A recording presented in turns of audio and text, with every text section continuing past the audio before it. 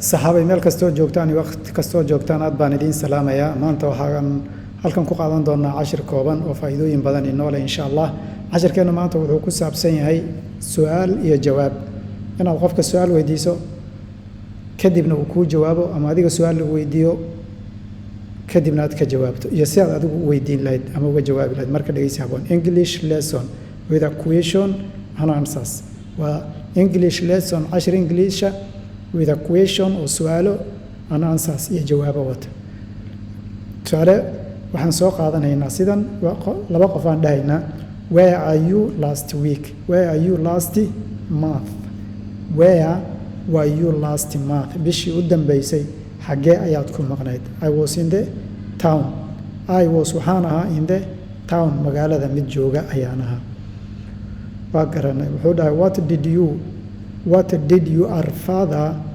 buy at the shop what did your father buy from the shop aabbaha muxuu ka soo gaday dukaanka ayuu dhahay muxuu ka soo gaday dukaanka what did your father buy at the shop aabbaha dukaanka muxuu ka soo gaday he bought wuxuu ka soo gaday a new shaati cusub and the shoes iyo kabo what time xilligee did he eat breakfast today what time xilligee did he asagu eat uu cunay breakfast qureecdii breakfast waxaan dhahnay qureecdii today maanta xillima ayuu qureecdii cunay asagu qofka la sheegayo wuxuu dhahay he ate wuu cunay breakfast qureecda at 8 am labada subaxnimo ama laba saac oo subaxnimo ayuu qureecdu dhahay qofkaasi when did he get married goorma ayuu guursaday when goorma did he uu ahaa get married ku guursaday he got married wuxuu guursaday he asagu got married wuxuu guursaday in June last year bishii June ee lasoo dhaafay sanadkii lasoo dhaafay ayuu guursaday why did he go to the United States of America muxuu America ama Maraykan muxuu u aaday waa su'aalo kala duwan oo different ah why did he maxay tahay sababta he go to the United States of America United States of America ama Maraykan muxuu u aaday he went wuxuu u aaday to study inuu ka soo barto a PhD from US PhD waa darajada u sareyso ee waxbarashada laga qaato he went wuxuu rabay to study inuu barto a PhD from the US United States uu ka soo barto Maraykan ka soo barto waan garanay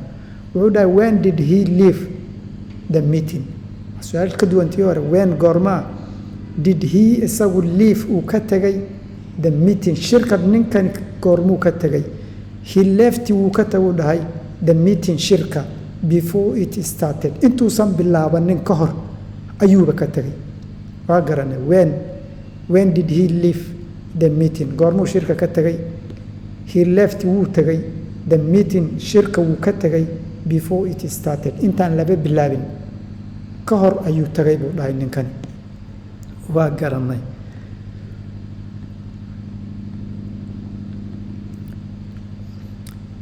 what did he make for dinner muxuu casho ahaan u sameeyaa lagu dhahay ma gabadh baa ma nin baa lama waa nin waliba what did he make muxuu u sameeyay for dinner casho ahaan ninkani muxuu u sameeyay he made wuu sameeyay some vegetable waxoogaa qudaar ah soup maraq and a bowl of rice bowl waa baaquli saxan wuxuu sameeyay wuxuu dhahay he made wuxuu sameeyay some vegetable waxoogaa qudaar ah soup maraq and a bowl of rice iyo hal saxan oo bariisa ayuu sameeyay waan garanay when did she meet her best friend when goormay ayadu oo gabadh oo dumara did she ay ahayd met to la kulanta her best friend saaxiibkeeda ugu qaalisan goorma ayay weligeed la kulantay she met way la kulantay her best friend saaxiibkeeda ugu wanaagsanaa for 20 years ago 20 sano ka hor ayay saaxiibkeeda ugu qaalisan la kulantay. What did the teacher say to her? Macallinku muxuu ku dhahay ayada macallinku muxuu ku dhahay? The teacher said, macallinku wuxuu ku dhahay that midda ayada she loved her friend. Wuxuu ku dhahay, the teacher said, macallinkii wuxuu dhahay that midda ayada she loved way jeclayd. Waa waqti laga soo tagay. Her friend saaxiibkeed bay aad u jeclayd. She loved her friend saaxiibkeed ayay jeclayd. Do you see Ali at the football match? Meeshii ciyaartu ka dhacaysa ama garoonka ciyaarta Ali ma ku aragtay? Did you ma aragtay? Did you see ma aragtay? Ali at the football match garoonka ciyaarta ma ku aragtay Ali? No, maya. Waa in gaaban oo su'aasha dhan ku filan. But laakiin we saw waxaanu aragnay Bashir and Hassan iyo Hassan playing very well. Labadan inuu si fiican u ciyaari baanu aragnay. Waa garanay. What did she wear to the wedding ceremony? What maxay did she ayadu wear u soo xidhatay markay aadaysay waa to the wedding xafladii arooska, wedding ceremony xafladii arooska maxay soo xidhatay? She wore waxay soo xidhatay wear a red dress ama labis guduudan. Rice waa labis. She wear waxay soo xidhatay a red wear waa xidhasho oo baastia. Wear kolkay xilli caadi tahay waata oo la joogo ama xilliga joogtada way isbedesho waxay noqotay wear.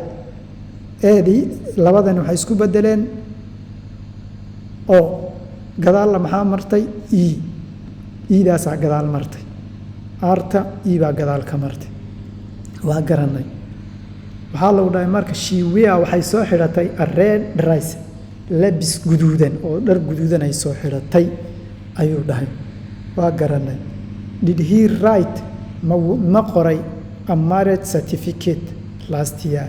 Ninkan did he miyuu ahaa nin qof ragaa laga hadlaya? Did he write ma qoray a marriage certificate last year? warqadii shahaadada meherka miyuu qoray sanadkii la soo dhaafay?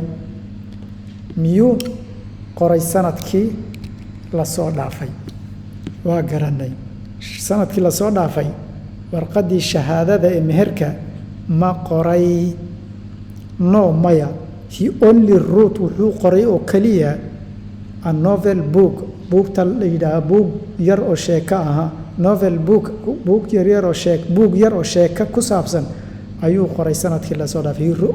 He only wrote wuxuu qoray a novel book last year.